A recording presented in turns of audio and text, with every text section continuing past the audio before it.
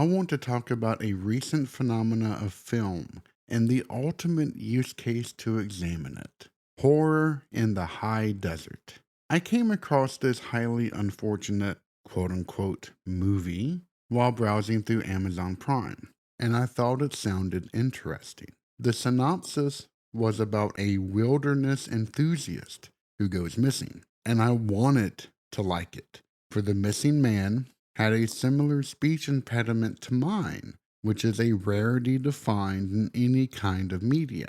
And it started off decently enough. It supposedly was a documentary examining the case. It went through interviewing several people, including his sister, roommate, a private investigator, and a journalist who picked up the story. Yet this film committed three cardinal sins. The first is that you can tell the film was desperately attempting to pad out its running time, for it began introducing erroneous false flags during these so called interviews. Did the sister resent her brother? Was the roommate secretly out to kill the man? It attempts to become a whodunit, but all it takes is reading the bloody blurb about the movie to know that all of these are going to go nowhere. And given the fact that there are so few interviewees, these false flags are quickly resolved and are ultimately just a waste of time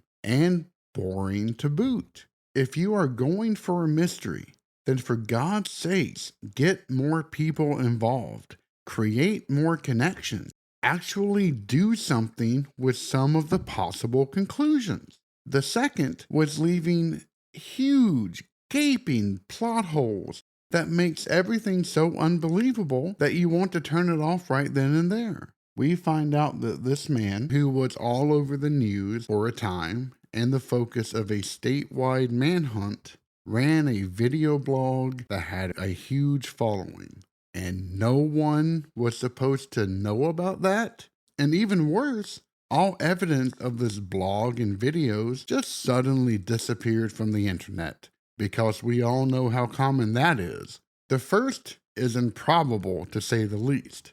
The second is nigh on impossible. The last nail in this coffin was the absolutely final part of this film, which was video evidence of this man's final moments. I won't spoil it, just in case you're desperate to be bored for an hour and a half, but it's one of the most anticlimactic and pointless things that I have ever seen. See, the movie is interspersed with video recordings of some of the things that the man runs across in the wilds, and some of them are old graveyards of miners from the 1800s and Native American sites. But what becomes the culprit in the end is nothing even nearly as interesting as these. And this part goes on for so long that I would skip ahead by 30 seconds at a time with nothing happening. It attempts to replicate the Where's Waldo phenomenon of the Paranormal Activity movies with none of the payoff or suspense. A third of the way through this film, I realized that this was a pandemic movie, one where people could not be in close proximity to each other, and so they attempted to cobble together something for the sake of producing something. It didn't try to tell a real story.